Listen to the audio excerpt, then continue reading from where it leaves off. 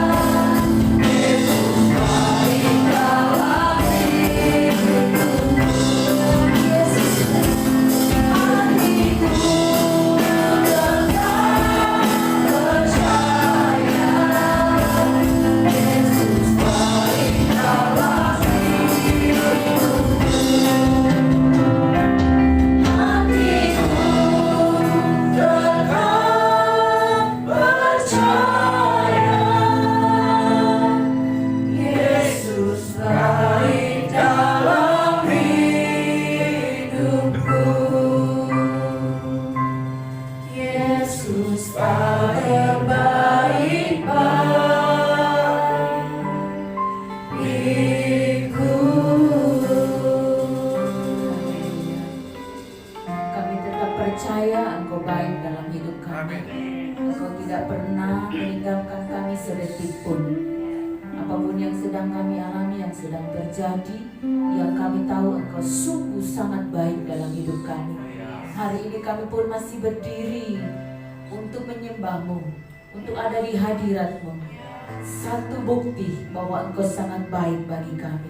Terima kasih untuk hari ini kami telah dilawat dalam pujian penyembahan kami, sehingga hati kami telah dibajak dan siap untuk ditaburi oleh benih-benih firman-Mu.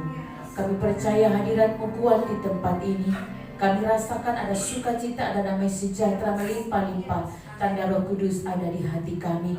Dan kami percaya setiap pekerjaan iblis sudah tersingkir dari ruangan ini, dari seluruh gedung ini, karena hadirat-Mu ada di sini. Dan setiap pekerjaan kuasa kegelapan sudah tersingkir. Dan kami percaya Tuhan, hati dan pikiran kami telah kami siapkan untuk menerima firman-Mu. Biarlah urapan Roh Allah turun atas kami semua, baik hamba yang akan menyampaikan firman-Mu maupun kepada seluruh kami yang akan mendengarkan. Tuhan, kami percaya urapan khusus telah turun atas kami semua, sehingga kami boleh menerima firman-Mu, mengerti, memahami. Terlebih Roh Kudus akan menolong kami untuk menjadi pelaku-pelaku firman-Mu.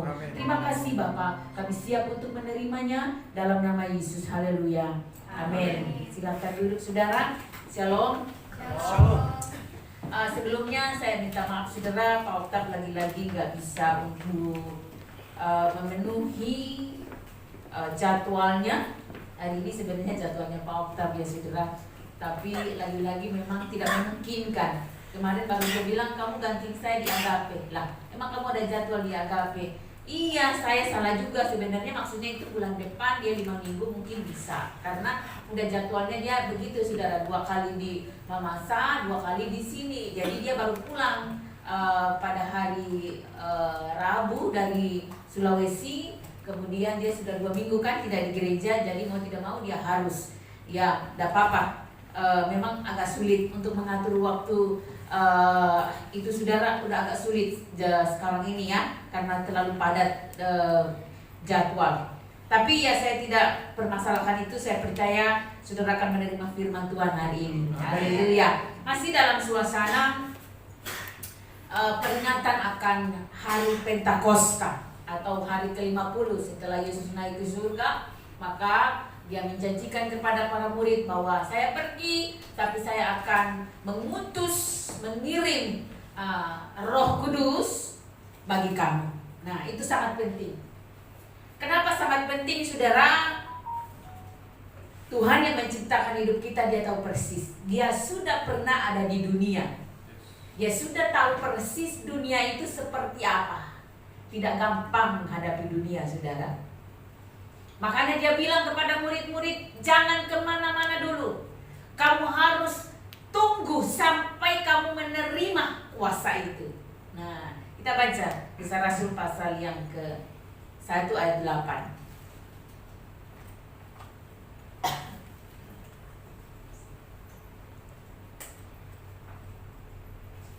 Kisah Rasul pasal 1 ayat 8. Kita baca sama-sama. 1, 2, 3.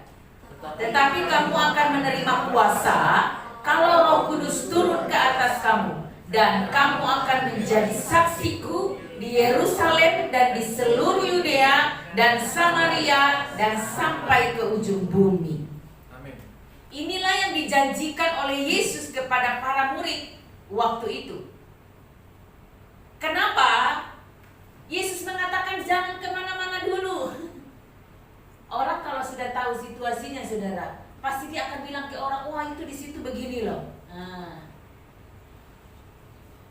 kamu akan menerima kuasa kalau Roh Kudus turun ke atas kamu. Sebab itu kamu jangan pelayanan dulu, jangan kemana-mana, jangan beraktivitas dulu sebelum kuasa itu kamu terima. Nah, kuasa dalam bahasa Yunani exousia. Exousia itu artinya tidak terhalang untuk bertindak atau pemakaian hak. Nah, tidak terbatas untuk bertindak ketika kita mempunyai kuasa. Nah, saudara sadar dan kita tahu di dunia ini begitu terbatasnya kita manusia, benar? Begitu terbatasnya loh kita ini. Sebab itu dia akan memberikan kuasa exousia itu supaya kamu berani bertindak, supaya kamu bisa menjadi saksi, supaya pemberitaan Injil bisa tersampaikan, supaya kamu bisa melakukan perkara-perkara besar, lebih besar dari yang saya lakukan. Itu maksudnya tujuan kuasa itu, saudara. Pada seketika itu mereka kemudian mereka mengalami kuasa Roh Kudus. Mereka dilawat oleh Roh Kudus saat itu, menerima kuasa saat itu. Langsung Petrus berdiri dengan gagah perkasanya, saudara, bukan diri dia lagi. Ketika Yesus masih ada di bumi bersama-sama dengan mereka, berapa jiwa Petrus menangkan? Malah dia menyangkal loh. Tak kuat menghadapi tantangan dunia. Tapi ketika dia penuh dengan kuasa, menerima kuasa, dia berdiri dan berkhotbah, bertobatlah. Orang bilang mereka gila, mereka sedang mabok. Mereka bilang tidak mabok dan tidak gila. Mereka sedang mengalami kuasa. Nah, hari ini saudara, saya akan pelan-pelan mengajarkan kepada saudara apa itu kuasa Roh Kudus. Bagaimana caranya kita mengalami, menerima, mengerti apa itu kuasa yang diberikan oleh Tuhan. Sebab dunia ini akan makin jahat. Dunia ini makin menggoda. Dunia ini berusaha terus untuk menarik kita. Dan kalau orang yang punya kuasa, itu tidak akan bisa lenyap. Itu tidak akan bisa terpengaruh. Itu tidak akan bisa hancur. Tetapi orang yang tidak punya kuasa, itulah yang menjadi orang Kristen KTP. Di KTP-nya Kristen, keluarganya semuanya Kristen, dari turun-temurun sudah Kristen. Tapi tanpa kuasa, mereka tidak bisa akan jadi saksi. Mereka akan menjadi batu sandungan. Makanya berapa banyak kita dengarkan orang, wah itu orang Kristen. Ya, Kristen tanpa kuasa itu. Ya kan? Jadi kalau orang bercerita, kok ada orang Kristen nipu ya, kok orang Kristen begitu ya, nah itu Kristen tanpa kuasa, betul? Nah, jadi kuasa atau seseorang yang menerima Roh Kudus itu ditandai dengan adanya kehausan. Nah, ada kehausan, ada kerinduan untuk mau menerima firman Tuhan, belajar firman Tuhan. Mau rasanya hari Minggu itu satu kali ibadah kurang. Ada yang merasa bosan setiap hari Minggu ke gereja? Atau hari Minggu itu kurang dah rasanya? Atau rasanya ada yang aneh di dunia ini kalau kita mau bepergian kerja, belum berdoa dulu, berusaha teduh dulu, belum baca firman dulu, belum penyembahan dulu. Ada rasa kehausan itu. Itu tanda saudara sudah menerima Roh Kudus. Nah, dibuktikan oleh apa? Nah, itu kan rasanya tadi. Harus ada pembuktian, ya kan? Rasanya orang ini begini, dibuktikan enggak, ya kan? Dibuktikannya lewat apa? Kita menjadi saksi.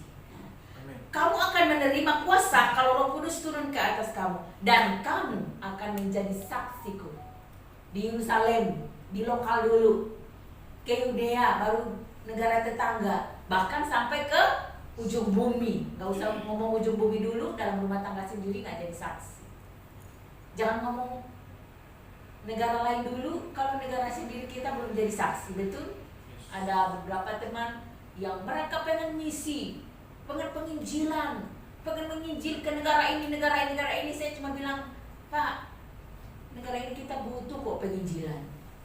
Kenapa kita harus ke negara A, negara B? Tempat ini, negara ini butuh penginjilan. Kamu akan menjadi saksi. Nah, sekarang bagaimana caranya kita bisa menjadi saksi di lokal kita sendiri dulu? Kan Yudea dulu kok. Di Yerusalem dulu, lokal lah, ya kan? Yerusalem itu adalah gereja pusat, istilahnya gereja mula-mula, gitu ya, gereja mula-mula. Bagaimana caranya supaya kita menjadi saksi? Orang yang jadi saksi karena dipenuhi oleh Roh Kudus, menerima Roh Kudus, kesaksiannya dari mana? Dari buahnya. Kita melihat satu pohon mangga. Kita benar-benar yakin itu mangga kalau kita sudah lihat buahnya buah mangga.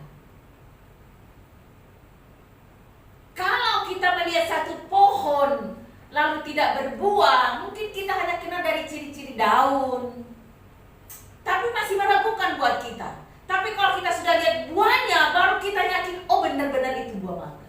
Kalau orang hanya lihat kita bisa aktif ke gereja, oh mungkin itu orang Kristen, kayaknya sih orang Kristen karena dia ke gereja. Tapi untuk memastikannya harus ada buahnya. Nah, buah roh itu ada di mana? Galatia 5 ayat 22.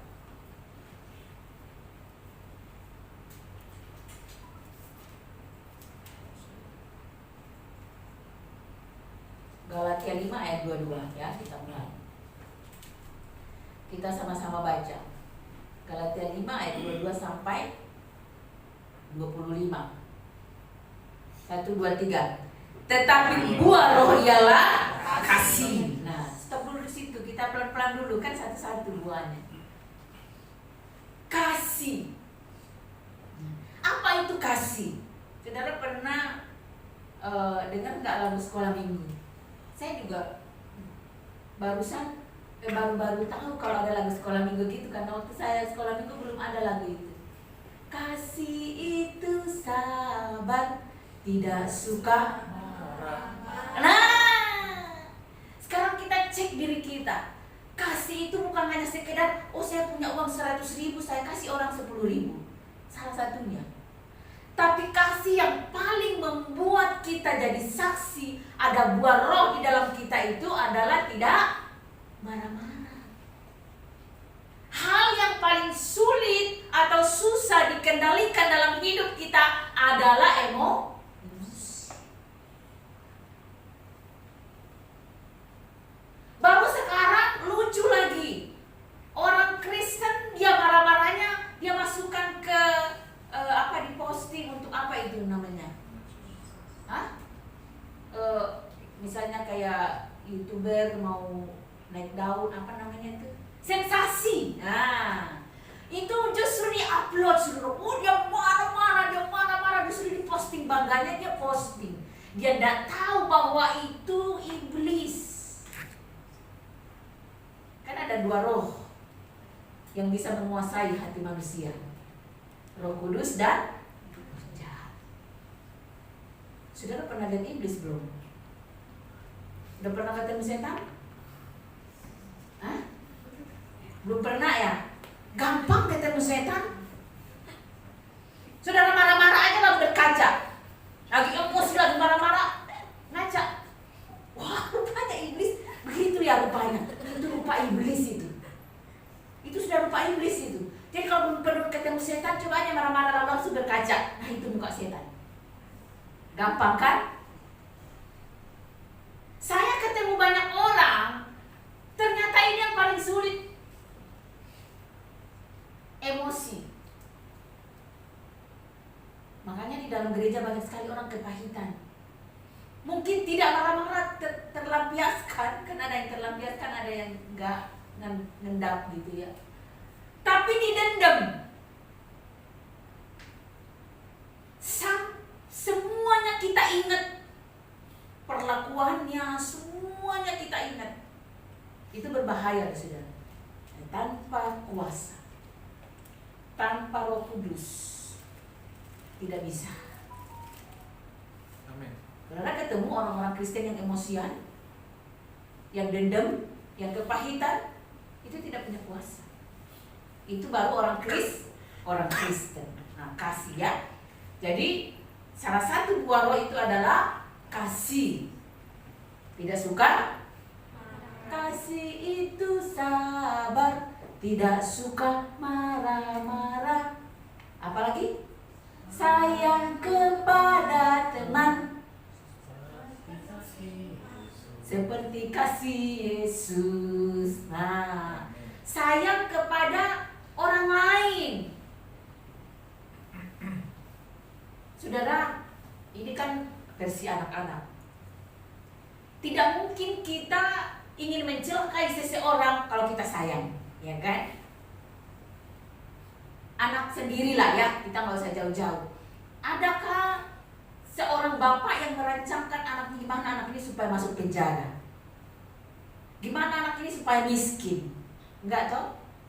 Jadi yang dipikirkannya adalah bagaimana orang ini supaya baik. Nah, kasih Tuhan itu yang ada di dalam kita menghasilkan buah, namanya kasih. Ya, saya tidak lama-lama di situ karena masih banyak. Lalu kedua, apa itu? Sukacita. Sukacita ini, saudaraku, beda dengan bahagia. Saudara beli motor baru, saudara bahagia kan? Tapi begitu dia udah mulai rusak, sementara cicilannya belum lunas, saudara sudah mulai galau. Jadi artinya begini, bahagia itu ada batasnya. Bahagia itu terbatas, tergantung situasi. Tapi kalau sukacita itu bukan dari luar, tapi dari dalam. Karena apa? Buahnya Roh Allah yang di dalam kita yang menghasilkan itu. Sehingga apapun yang terjadi, mau diapain orang, mau situasinya nggak memungkinkan, kita tetap suka cita. Sebab itu firman Tuhan katakan bersukacitalah senantiasa. Sekali lagi ku katakan bersukacitalah. Bahkan kalau orang sakit dia katakan hati yang gembira adalah obat. Jadi obat itu tidak ada di apotik, ada di dalam, yaitu sukacita. Itu sudah disurvei dan sudah dianalisa, dan menurut kedokteran bahwa 80% penyakit itu berasal dari mana? Hati bermasalah. Sehingga hati yang gembira itu adalah obat. Tidak bertentangan kok dengan dunia medis. Coba saudara ke dokter, pasti dia bilang jangan mikir banyak-banyak ya kan? Yang biasa ke dokter, banyak pikiran ya. Sukacita dan damai sejahtera. Nah, sukacita dan damai sejahtera ini saudara tidak akan pernah ketemu di dunia ini. Saudara berpikir nanti saya kawin, saya bahagia. Saya menikah sudah 25 tahun. Jadi kalau dibilang mencari kebahagiaan di pernikahan, enggak. Karena bagaimana mau bahagia? Satu laki-laki, satu perempuan. Otaknya beda, karakternya beda, keinginannya beda. Ya kan? Perempuan itu maunya shopping, itu hiburannya itu. Nah, saya tidak lama-lama di situ karena topiknya berbeda. Sukacita dan damai sejahtera hanya bisa kita didapatkan dalam roh yang ada di dalam kita, yaitu rohnya Allah, yaitu kuasa itu tadi, exousia itu. Tidak membatasi sukacita kita. Yang lain-lain itu terbatas. Semua yang kita peroleh, yang kita hadapi di dunia ini, kebahagiaannya itu terbatas. Tapi sukacita dan damai sejahtera dari Roh Kudus di dalam kita itu tidak terbatas. Jadi kita bahagia, kita sukacita, kita penuh damai sejahtera bukan karena uang banyak, bukan karena gaji naik, bukan karena kita dapat bonus, bukan kita dapat hadiah, bukan dapat surprise, bukan. Tetapi karena rohnya di dalam kita memberikan kepuasan tersendiri, sehingga kita tidak cari-cari namanya ketenaran, tidak cari-cari dicintai, tidak cari muka. Enggak. Itu dari dalam. Bukan dibuat-buat. Kalau yang lain itu bisa dimanipulasi lah, ya. Makanya banyak terlalu banyak drama di dunia ini. Memang dunia ini adalah panggung. Saudara udah lupa lagunya. Oh, mungkin gak segenerasi dengan saya. Dunia ini panggung sandiwara. Apalah, saya gak suka lagu-lagu dunia, soalnya cuma biasa dengar jadi sepintas aja gitu ya.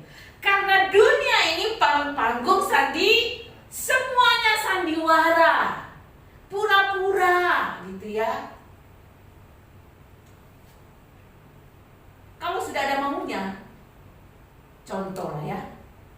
Misalnya, nggak usah jauh-jauh lah pilpres, pemilihan ini aja lah, ketua RT, Siapa yang jadi calon ketua RT aja pasti baik sama kita ya kan? Karena ada maunya, itu namanya panggung. Ya, harusnya kan kita terpilih atau tidak jadi ketua RT, kita tetap baik ya kan begitu. Contoh saja. Lanjut.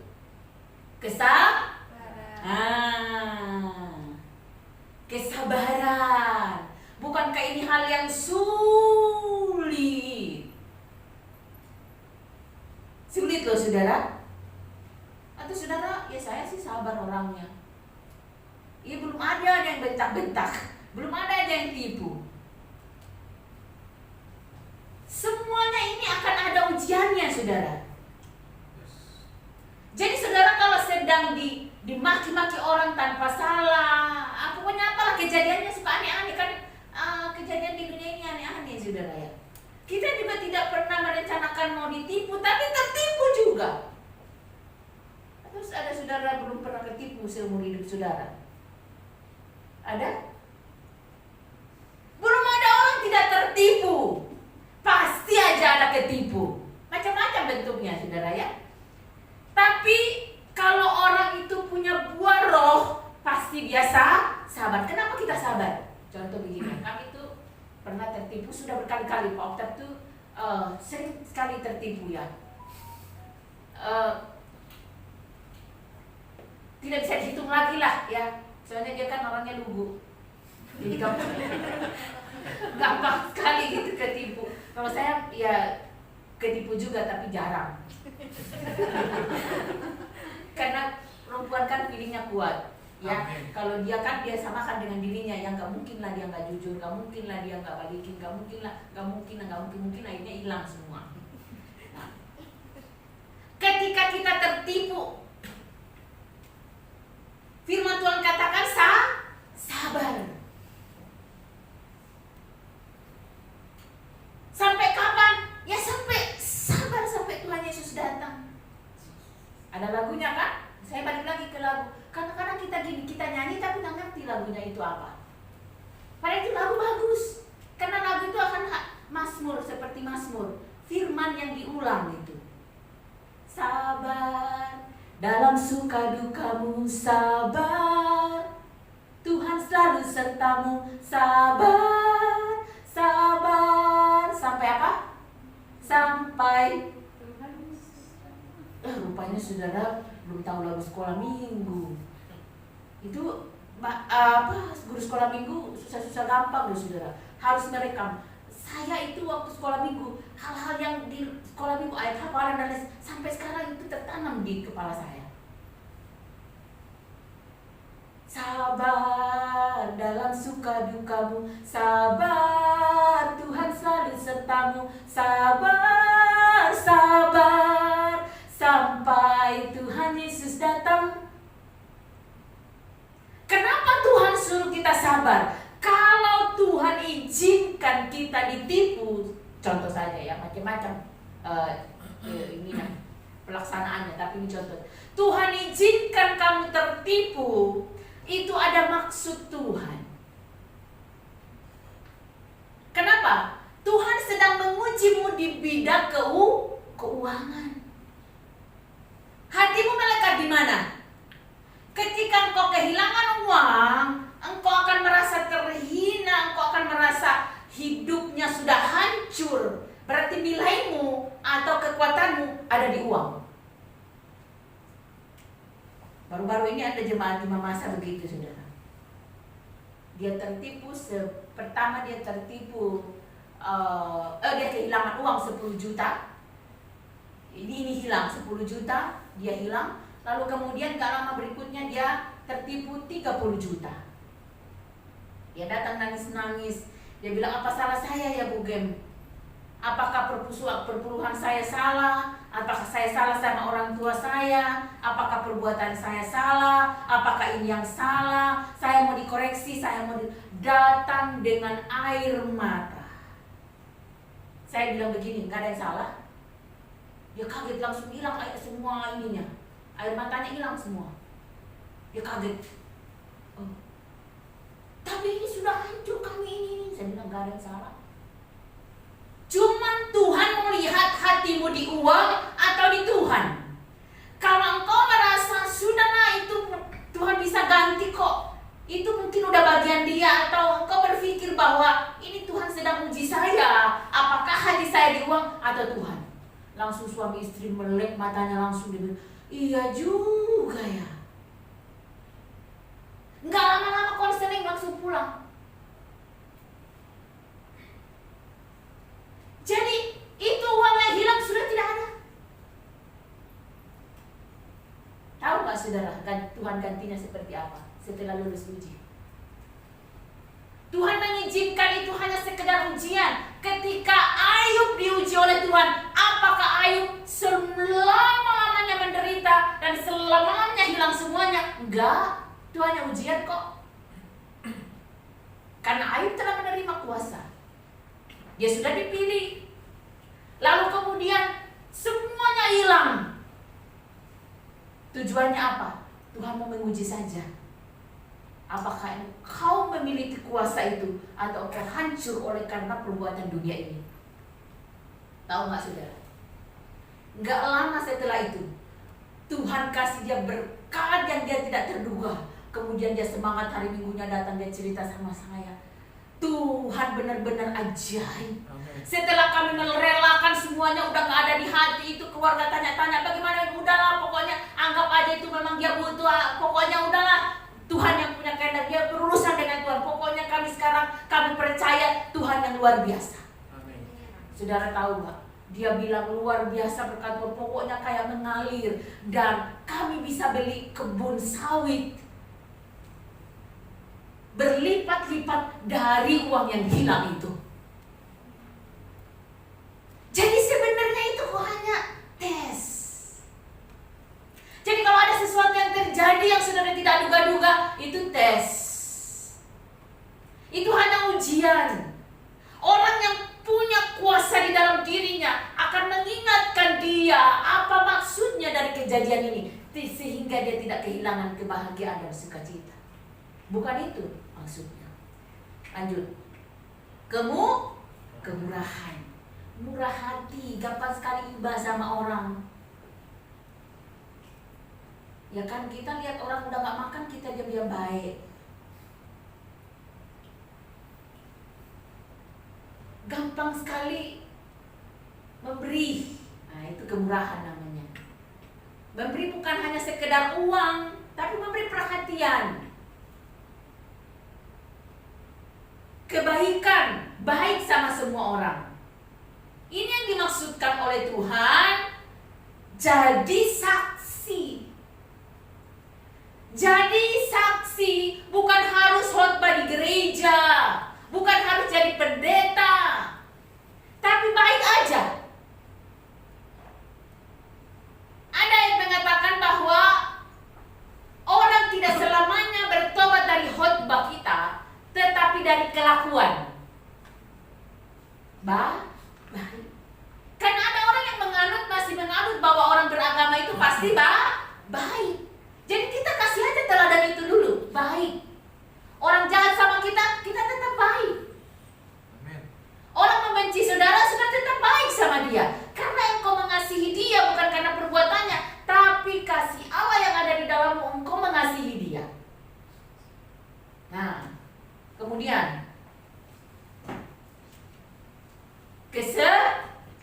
tadi lagunya kan, kesetiaan. Setia sampai akhir. Setia di dalam bidang apa? Setia di dalam hal gereja, setia di dalam hal hubungan suami istri, setia dalam hal percaya, dalam banyak hal. Setia. Cirinya orang yang menerima kuasa itu setia. Jangan sedikit-sedikit ngambek, ya. Suami istri sedikit-sedikit ngambek, lari ke orang tuanya. Di gereja sedikit-sedikit ngambek, lari ke gereja lain. Jadi jangan saudara tertipu. Oh, yang dimaksud dengan orang penuh Roh Kudus itu orang yang berbahasa roh. Nanti kita bahas ketemu apa itu bahasa roh. Karena orang Kristen itu salah mengerti sekarang. Ada juga dulu aktivis kami, dia merasa dia tidak penuh Roh Kudus karena dia tidak berbahasa roh. Akhirnya dia mengejar gereja yang berbahasa roh, akhirnya dia sesat. Sampai sekarang dia tersesat itu orang. Kelemah lembutan. Lemah lembut di sini bukan lemah lunglai, saudara ya. Jadi kalau ada orang tegas, nah, si orang pemimpin itu mesti tegas. Saya itu orangnya tegas loh saudara, tapi saya bukan marah. Jadi anak-anak di gereja itu udah tahu saya itu bukan marah, tegas. Seorang pemimpin nggak tegas ya kacau lah. Kelemah lembutan penguasaan diri, harus menguasai diri, tidak boleh emosi, tidak boleh serakah, ya kan begitu. Ada pembagian maunya kita semua yang duluan, maunya kita saja, aku.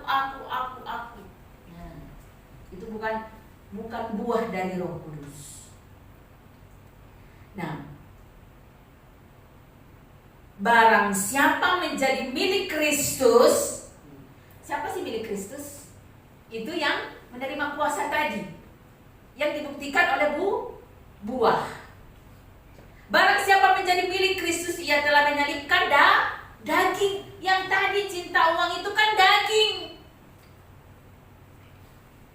Sehingga pada saat hilang, seakan-akan daging kita ada yang terluka, ada yang robek, rasanya sakit.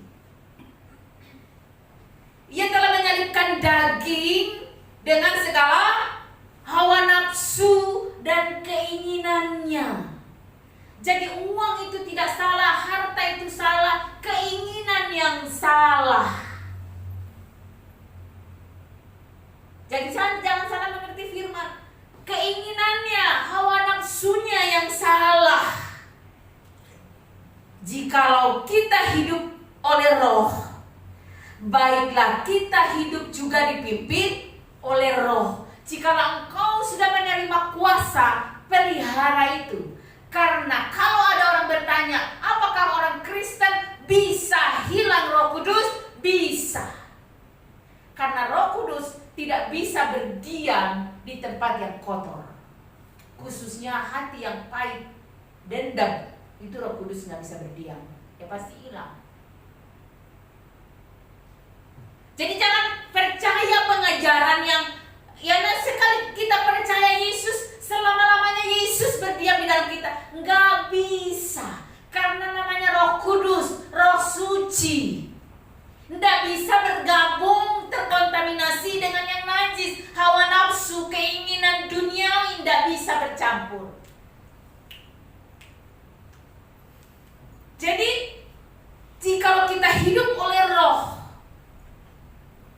baiklah hidup kita juga dipimpin oleh Roh. Bagaimana caranya dipimpin oleh Roh? Kita berjalan sesuai dengan kehendak Roh. Makanya kita nggak bisa hidup semau-maunya kita. Kalau hidup mau-maunya kita itu keinginan daging namanya. Ya makanya lagu yang ciptain lagu itu bagus banget itu. Suka-sukamu Tuhan, suka-sukamu, bukan suka-suka kita lagi. Tapi yang nyanyi suka-sukamu Tuhan, prakteknya suka-sukaku Tuhan. Nah, lanjut. Ketika orang sudah menghasilkan buah Roh, dia akan dipimpin oleh Roh Kudus untuk mempunyai karunia-karunia Roh Kudus. Nah, tadi kan udah menerima kuasa. Selanjutnya dia jadi menghasilkan buah. Selanjutnya Roh itu yang sama menghasilkan karunia. Nah, kita belajar lagi ya. Karunia, kita lihat 1 Korintus 12.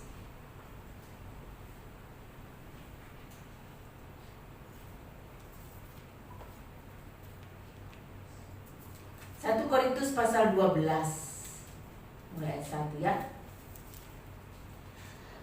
Judulnya di atas adalah rupa-rupa karunia tetapi satu roh. Ya saudara, saya tidak bisa menghakimi saudara, saya tidak tahu persis saudara, sebab saya tidak maha tahu. Yang maha tahu itu adalah Tuhan. Saya hanya disuruh khotbahkan ini, sampaikan ini. Itu saya tunduk kepada apa kata Roh Kudus, bukan mau-maunya saya. Jadi saudara yang koreksi diri saudara. Ini saya perjalanan saya udah sampai mana ya. Nah, 1 Korintus pasal 12 ayat 1 kita mulai sama-sama baca sampai ayat 11. Kita pelan-pelan ya. 1, 2, 3. Sekarang tentang karunia-karunia roh. Aku mau saudara-saudara supaya kamu mengetahui kebenarannya. Kamu tahu bahwa pada waktu kamu masih belum mengenal Allah, kamu tanpa berpikir tertarik kepada berhala-berhala yang bisu. Paham sampai sini ya? 3. Karena itu, aku mau meyakinkan kamu bahwa tidak ada seorang pun yang berkata-kata oleh Roh Allah dapat berkata terkutuklah Yesus, dan tidak ada seorang pun yang dapat mengaku Yesus adalah Tuhan selain oleh Roh Kudus. Makanya saudara begini, kan saya lihat di YouTube itu banyak yang sedang mengajarkan bahwa Yesus itu adalah manusia, bukan Tuhan. Dia adalah salah seorang nabi. Sehingga banyak sekali sekarang pendeta terseret. Kenapa? Orang mau mempelajari Yesus dari kitab lain. Tidak bisa, mana bisa begitu. Orang yang tidak belajar Alkitab secara baik, secara benar akan terbawa. Karena dia akan menarik perhatian dan membuat pikiran kita menjadi benar juga ya, masuk logika. Kenapa mereka menyangkal Yesus adalah Tuhan? Karena memang tidak ada Roh Kudus di dalamnya. Sehingga orang yang punya Roh Kudus tidak bisa terseret. Saudara jangan berpikir, masa pendeta sih? Lah iya, pendeta juga belum tentu punya Roh Kudus. Ya kan, buktinya banyak yang selingkuh. Saya ini ada di lingkungan pendeta. Jangan aman-aman aja, asal pendeta sudah mendengar aja apa dia ngomong. Buatnya dulu dong, ya kan? Amin. Tadi sampai ayat berapa ya? Ayat 4.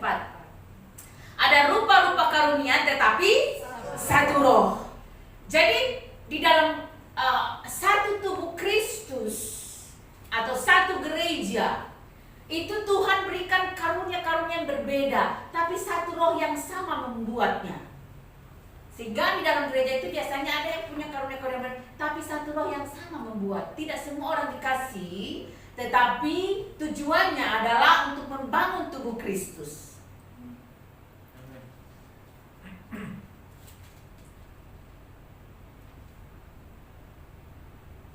Ayat 6. Dan ada berbagai-bagai perbuatan ajaib, tetapi Allah adalah satu yang mengerjakan semuanya itu dalam semua orang, ya kan? Ada berbagai macam mujizat terjadi. Itu satu-satu yang membuatnya itu, yaitu kuasa yang dia sudah berikan. Sebab kepada yang seorang roh memberikan karunia untuk apa? Pertama, berkata-kata dengan hikmat. Ada orang yang kalau ngomong penuh hikmat, sehingga kita yang mendengarkannya merasa damai, merasa tenang. Sudah berjumpa dengan orang yang seperti itu? Itu dia diberikan karunia untuk berkata-kata dengan hikmat. Di dalam satu gereja pasti ada, karena gereja itu adalah Tuhan yang buat dan tubuhnya Kristus ada di situ. Amin. Jadi pasti ada. Tapi mungkin kita tidak paham sehingga kita bilang apa? Saya mau bikin apa sih? Nah. Dan kepada yang lain roh yang sama memberikan karunia untuk berkata-kata dengan pengetahuan. Jadi ilmu pengetahuan itu tidak salah. Ada orang memang dikaruniai, khususnya di kita di kekristenan, itu ada orang Tuhan pakai, namanya sekarang itu apologetik, yang bisa menyangkal semua serangan-serangan dari luar untuk memberikan pengertian bahwa kenapa Yesus itu dikatakan Tuhan, kenapa Allah itu diberikan istilah Tritunggal sekalipun tidak ada di Alkitab. Nah saudara, yang ini dipelajari hanya di teologi, namanya apologetika. Nah ya, itu karunianya di situ. Nah kalau saya tidak dapat itu ya. Kalau Pak Oktav ada ya karunia begitu, kalau saya enggak. Kepada yang seorang roh yang sama memberikan apa? Iman. Nah, saudara pernah ketemu nggak orang? Wah, pokoknya dia imannya akan begini. Kejadian bener loh. Sekalipun orang itu bukan pendeta, sekalipun orang itu bukan aktivis, dia hanya jemaat biasa, tapi dia punya karunia iman. Nah, pokoknya dia kalau meyakini sesuatu dia percaya. Ada orang begitu. Tapi orang yang tidak dikarunia itu ragunya lebih banyak daripada percayanya.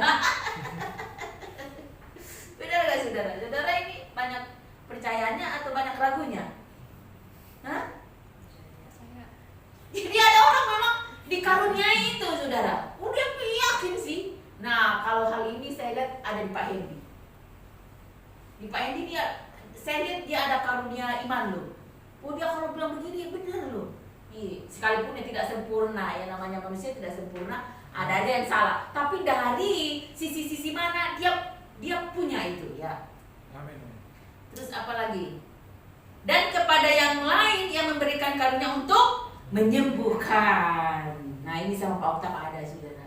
Dia kalau doain orang, saudara, orang itu langsung sembuh. Kalau saya doain orang kadang sembuh, kadang enggak. Karena saya tidak dikaruniai gitu ya. Bukan saya tidak bisa mendoakan orang sakit, bukan. Tapi tidak dikaruniai khusus gitu ya. Karena ya ada yang sembuh, ada yang enggak gitu ya. Ya jangan saudara doakan orang enggak sembuh langsung bilang, "Oh, berarti saya ini kurang urapan. Berarti saya ini salah apa?" Enggak. Tugas kita Tuhan katakan pergilah, ya kan, doakan orang sakit, ya kan, sembuhkan dan menjadikan dan sebagainya. Kita hanya disuruh pergi melakukan. Yang mengerjakan adalah Tuhan. Jangan kita jadi jangan kita jadi juru selamat. Banyak sekarang pendeta jadi juru selamat tanpa saudara sadar loh. Orang ada bangga ya pendeta itu nyembuhin ini. Bukan pendeta itu yang sembuhin. Sehingga kok bukan Tuhan yang diagungkan, pendetanya yang diagungkan. Kalau bukan pendeta ini yang tumpang tangan, rasanya belum apa itu istilahnya? Belum abdol. Ya kan? Jangan kita punya iman seperti itu. Semua orang sudah diberi kuasa kok. Tapi memang ada orang dikaruniai khusus. Tapi yang mengerjakan itu Tuhan yang sama, yang di dalam dirimu dan yang dia karuniakan kepada pendeta. Yang dimuliakan adalah Tuhannya, bukan pendetanya. Jadi jangan sampai pendeta sudah jadi berhala. Wah, kalau bukan si A yang khotbah, dia nggak mau datang gereja, ini berhala loh. Bahaya itu. Saudara lihat gak ada gereja yang, wah kalau pendeta ini yang khotbah, booming itu penuh. Kalau bukan dia yang khotbah, sepi. Kita tunggu aja ini nanti Tuhan datang bagaimana penghakimannya ya. Bukan kita yang menghakimi, Tuhanlah yang menghakimi. Cuma yang saya pelajari itu begitu. Tuhan kok yang memberikan karunia. Ya. Jadi tidak ada yang bisa disombongkan sebenarnya. Kalau kita sadar ini, kita mesti tahu bahwa apapun yang kita pakai untuk melayani bukan dari diri kita, tapi itu karunia yang Tuhan beri. Bukan karena kemampuan kita secara pribadi. Mana lagi? Kepada yang seorang Allah memberikan kuasa untuk mengadakan apa? Mujizat, ya kan? Dan kepada yang lain, ia memberikan karunia untuk bernubuat. Nah, bukan gua buat, bukan lu buat. Ini bahaya, jangan saudara pikir dia punya karunia nubuatan. Diuji dulu, dites dulu, ya kan?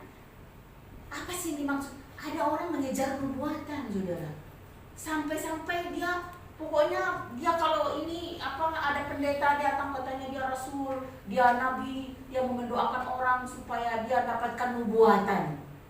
Saudara tahu nggak efeknya? Pak Oktav pernah dinubuatkan oleh seorang yang datang dari Amerika waktu itu.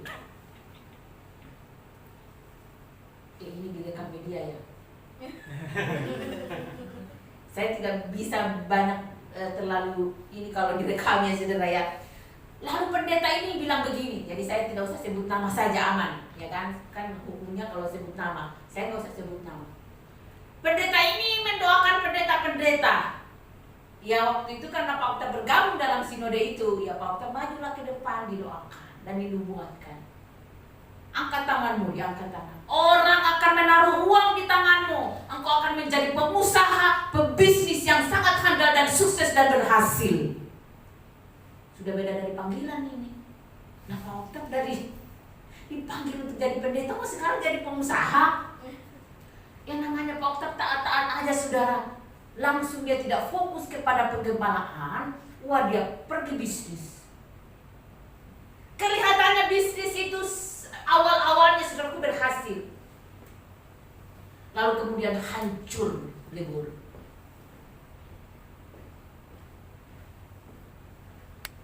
Apakah bisa kita katakan ini benar? Nah,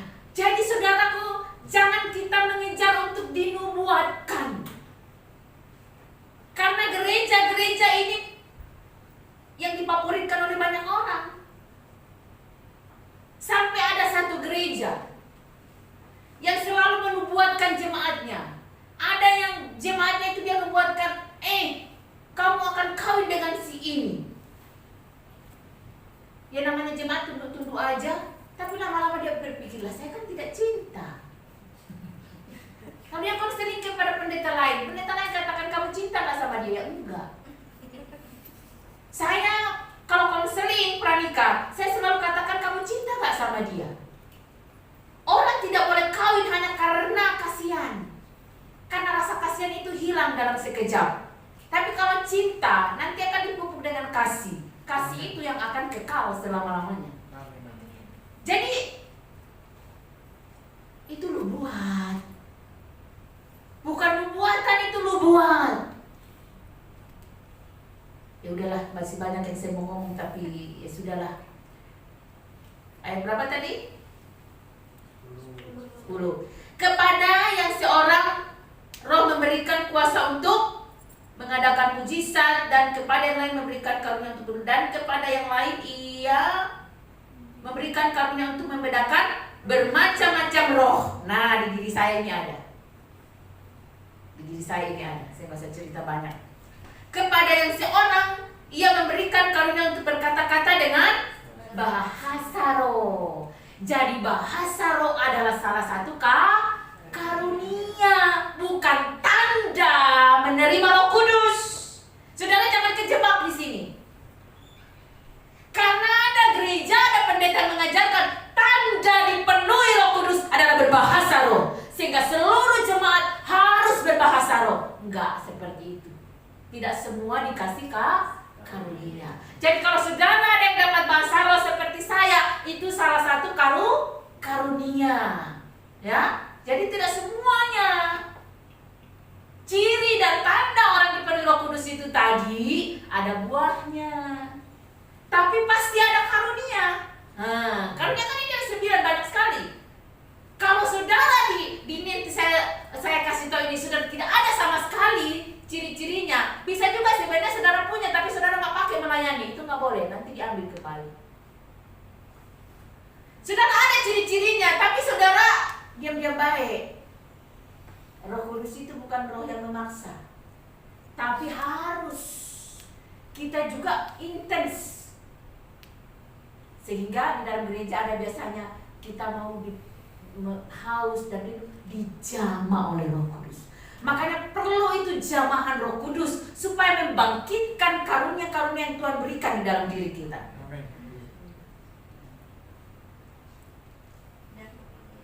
Dan kepada yang lain ia memberikan karunia untuk menafsirkan bahasa roh. Nah ini jarang di gereja, tapi pasti ada sebenarnya. Misalnya begini, ada orang sementara berbahasa roh kencang sekali, tapi kok kita mengerti ya apa maksudnya? Tapi yang mengerti dalam roh, bukan di sini. Jangan kita ukur dengan di sini, nggak nyambung. Karena dia ada di sini.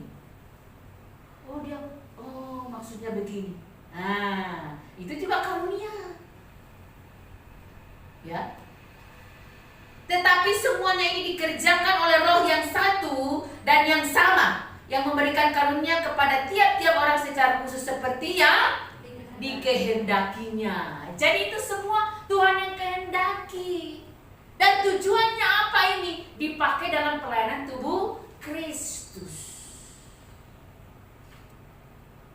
Dan kemudian lebih dalam lagi, lebih lanjut lagi, Tuhan memberikan karunia untuk menetapkan para pelayan-pelayan di dalam gereja. Jangan saudara berpikir gereja ini masih kecil. Tapi kalau Roh Kudus bekerja, Dia akan memakai orang-orang untuk memberikan karunia-karunia dipakai untuk pelayanan tubuh Kristus. Sehingga semua orang haus dan rindu untuk melayani dengan karunia yang diberikan kepada dia. Bagaimana cara menerimanya? Ada kehausan dan kerinduan tadi yang saya bilang dari awal. Tanda menerima kuasa Roh Kudus ada kerinduan, bukan paksaan.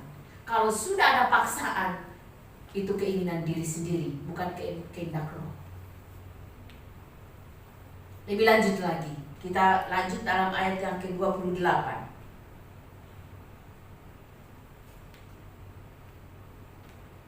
Dan Allah telah menetapkan beberapa orang dalam jemaat. Pertama-tama sebagai rasul. Rasul ini saudaraku ciri-cirinya itu dia suka membuka gereja-gereja. Dan ketika membuka gereja baru itu tidak susah bagi dia. Tapi dia membuka gereja baru itu dengan kuasa. Jadi saya tidak tahu salah atau tidak, tapi yang saya pelajari dari gereja, mula-mula gereja rasul-rasul dan gereja-gereja yang hidup dan terbina, terbangun, berdiri daripada karena kuasa. Saya tidak menemukan di Alkitab, tapi sekarang banyak gereja-gereja dibuka dengan cara memberi sembako. Jadi awal buka banyak yang datang. Kenapa kok banyak yang datangnya? Karena ada. Saya tidak menemukan itu di Alkitab. Rasul-rasul itu membuka satu tempat ibadah. Dia buka di Korintus, dia buka di Filipi.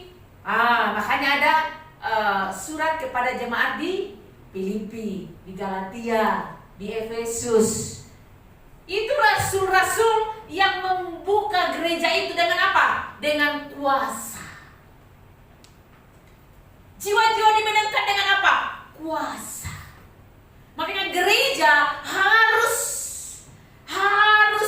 dijamah oleh Roh Kudus orang-orangnya, sehingga ada kuasa supaya gereja itu mengalami pertumbuhan. Gereja ini kalau saudara mau melihat jamahan Tuhan terjadi, ada kehausan, kerinduan, semuanya dijamah oleh Tuhan, lalu saudara akan melihat sendiri jiwa-jiwa itu dikirim. Apa yang membuat mereka datang? Karena ada kuasa, ada jamahan Roh Kudus. Kami melayani saudara sama sekali nggak ada kekuatan sama sekali. Kami hanya melayani dengan kuasa saja, karena kami orang tidak punya. Mau bagi sembako nggak punya uang, mau sewa tempat tidak punya uang, mau minta sama siapa nggak punya. Kami jemaat kami tidak ada yang pengusaha. Jadi hanya karena kuasa. Tapi di situ kami melihat mujizat terjadi. Tuhan perlengkapi apa yang kurang, Tuhan perlengkapi. Saya tadi cerita sama Ibu Naomi sejenak. Saya bilang ibu berdoa supaya di sini Tuhan kirim orang-orang yang mau melayani. Saya sudah buktikan kok. Pemain keyboard kami menikah dan harus pulang kampung. Yang paling sulit dalam gereja itu saudara pemain keyboard. Karena susah dan lama dipelajari. Kalau yang lain-lain itu ya mungkin sedikit gampang lah dibandingkan keyboard. Jadi pemain keyboard kami itu pulang kampung saudara. Kemudian kan terjadilah corona waktu itu ya. Nah, ada satu jemaat yang ter-PHK dari Garuda. Satu-satunya jemaat yang menerima PHK pada masa corona yaitu dia. Dan anak ini tidak punya feeling untuk musik sebenarnya. Cuma karena hanya dia yang tidak beraktivitas apa-apa, akhirnya dia belajar keyboard saudara. Wah, dia belajar keyboard, ya pokoknya trantung aja, pokoknya belajar sendiri aja juga gak ada guru. Belajar sendiri. Karena terpaksa, bukan karena terpaksa, sebenarnya itu sudah persiapkan dia. Akhirnya sekarang dia satu-satunya pemain keyboard di gereja kami, saudara. Dan ketika itu saudara, dia tidak bisa mendapatkan pekerjaan. Ada lowongan pada masa COVID. Jadi tidak ada lowongan. Jadi kita hanya berdoa saja. Saya bilangnya doa pokoknya. Lalu kemudian dia melamar jadi pegawai negeri. Saudara tahu betapa tidak gampangnya jadi pegawai negeri? Dan kemudian tahu nggak saudara? Karena dia beri hidupnya untuk belajar demi pelayanan di gereja. Dia lulus jadi pegawai negeri. Satu-satunya jemaat jadi pegawai negeri. Ini kenapa? Karena kuasa. Kami tidak mampu menyewa pemain musik dari luar. Tapi karena kuasa. Jadi gereja itu harus dibangun dengan karunia-karunia Roh Kudus. Sudah bisa bayangkan, tidak punya pemain musik, tapi gara-gara corona. Jadi berkat corona kami dapatnya itu banyak banget loh saudara. Luar biasa. Jadi corona itu bukan wabah, itu berkat bagi orang yang mengerti ya.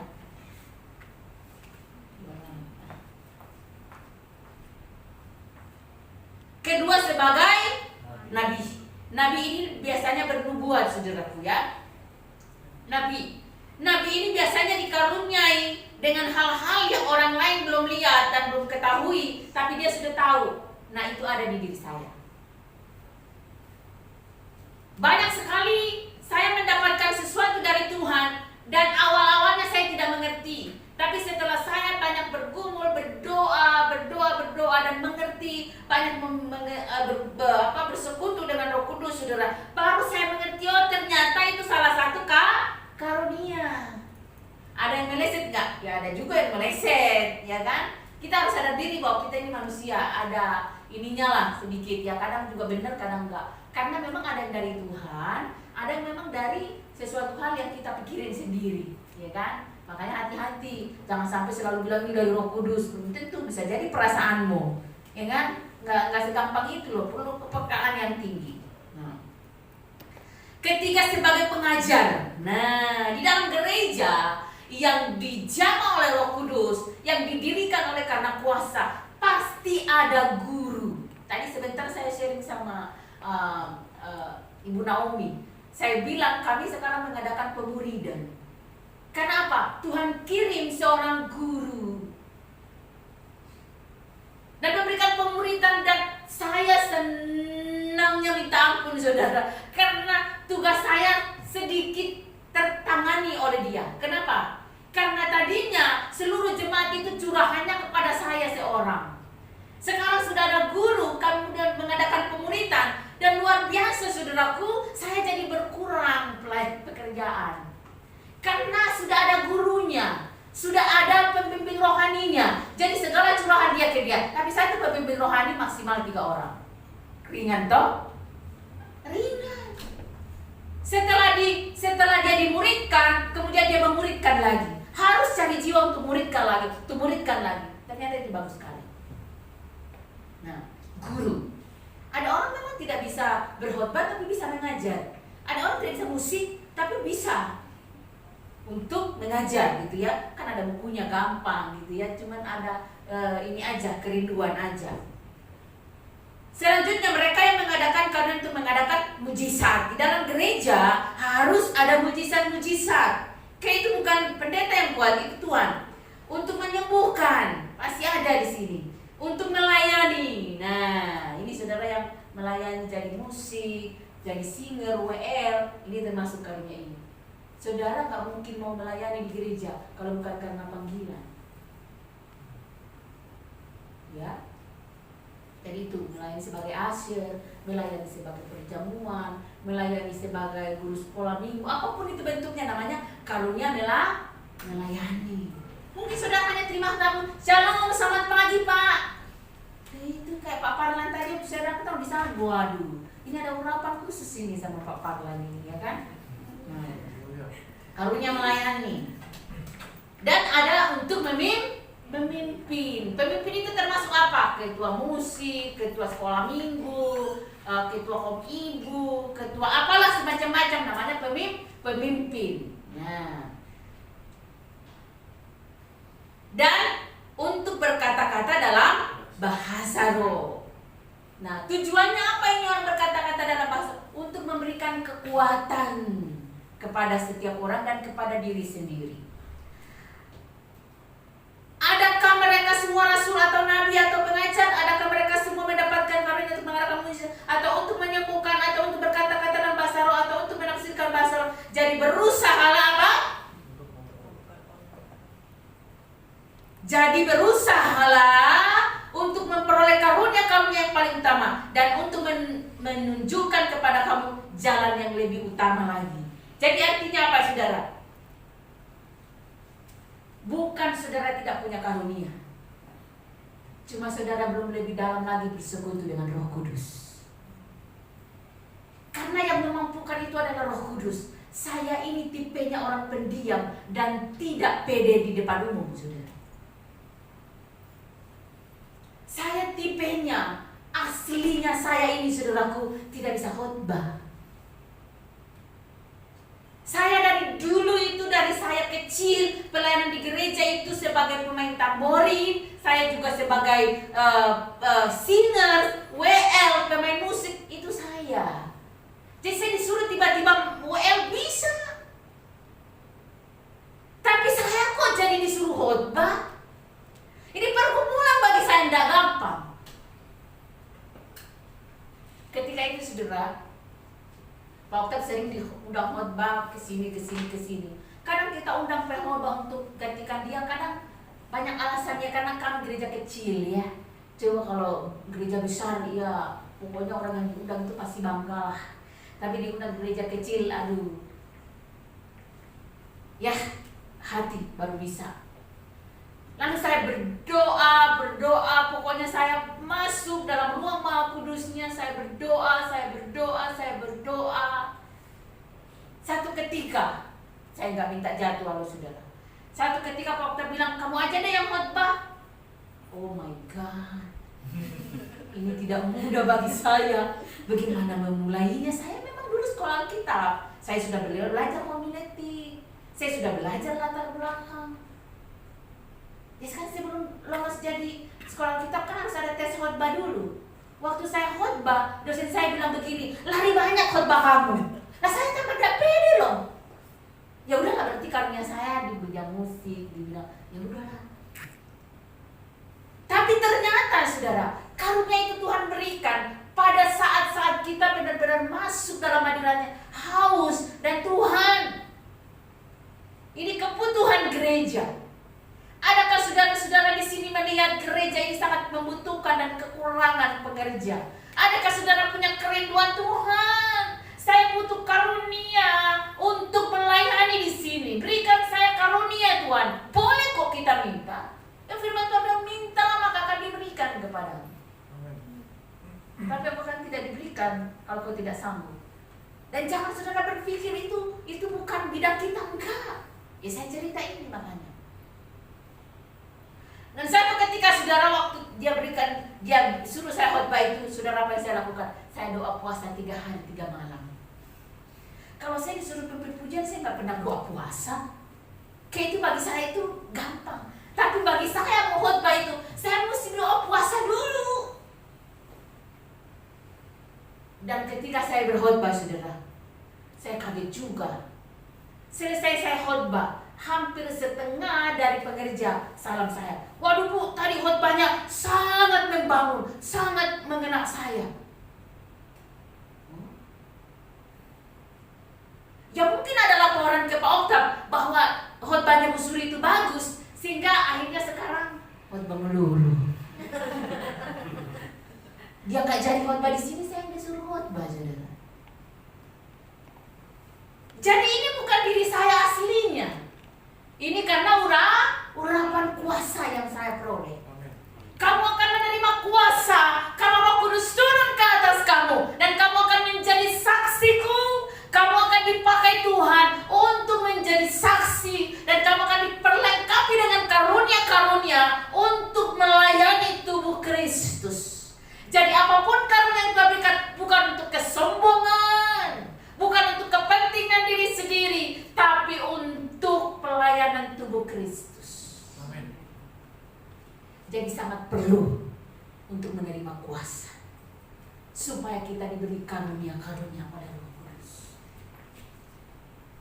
Karena tanpa itu gereja sulit saudara untuk berjalan. Tanpa itu saudara, gereja akan mengalami beban yang sangat berat. Berapa lama kami bergumul tentang pelayan di gereja, bergumul pemain musik pada intinya saudara, bergumul. Tapi Tuhan katakan kamu akan menerima kuasa. Jadi kami mulai dengan pokoknya kita harus kuasa. Jemaat saja saudaraku, kalau kita pimpin pujian berat sekali saudaraku. Aduh rasanya, susah sekali mau menari-nari, mau bergoyang bagi Tuhan itu susah sekali. Kita mengadakan doa susah sekali kumpul saudaraku, karena orang sibuk. Di kota ini saudaraku pekerjaannya sibuk. Akhirnya kita mengadakan semuanya secara online, dan puji Tuhan luar biasa saudara. Pemuritan secara online, doa secara online. Tapi hari Minggu ketika kumpul di gereja, saudara tahu, saudara jemaat sudah mulai bergoyang, sudah mulai merasakan hadirat Tuhan. Baru mau masuk dalam penyembahan saja, orang-orang sudah dijamah. Karena tidak ada kekuatan lain yang kami pakai, hanya kuasa. Ternyata itu lebih istilahnya lebih permanen daripada hanya mengendalikan kekuatan sendiri. Kalau tidak ada uang untuk bagi sembako, jemaat tidak datang. Tapi kalau ada kuasa, orang-orang akan, dia bilangkan, jikalau aku dipermuliakan, aku akan menarik jiwa. Jadi kalau dia yang dipermuliakan, tidak ada satupun yang menerima karunia itu merasa, wah karena saya gereja ini begini-begini, wah karena pelayanan saya maka gereja begini-begini. Enggak, saudaraku. Orang yang menerima kuasa akan merasa bahwa ini karena Tuhan. Ini karena kuasa yang ada pada saya. Saya siapa sih? Saya juga tahu diri. Tapi karena urapan kuasa ada pada saya, sehingga saya mampu. Itulah sebabnya saudara jemaat yang di sini, saudara jangan pesimis jadi gereja kecil. Saudara jangan pernah merasa, wah saya melayani di gereja kecil. Yang penting engkau melayani dalam urapan kuasa Tuhan, itu tidak kecil di mata Tuhan. Engkau melayani di gereja besar, tapi karena dibayar, itu bukan karena urapan kuasa Tuhan. Kau tidak akan mengalami kepuasan dalam dirimu. Engkau tidak akan mengalami kepuasan di dalam batinmu, tetapi engkau hanya akan merasakan engkau kerja. Sama aja dengan engkau kerja di kantor kok, sama aja dengan engkau bisnis kok, gak ada beda itu. Tapi kalau kita memberi diri secara full heart, walaupun tidak full waktu tapi full hati, itu ada kepuasannya tersendiri. Itu ada rasa puas di dalam diri kita. Yang memuaskan hasrat kita itu hanya hadirat Tuhan. Amin.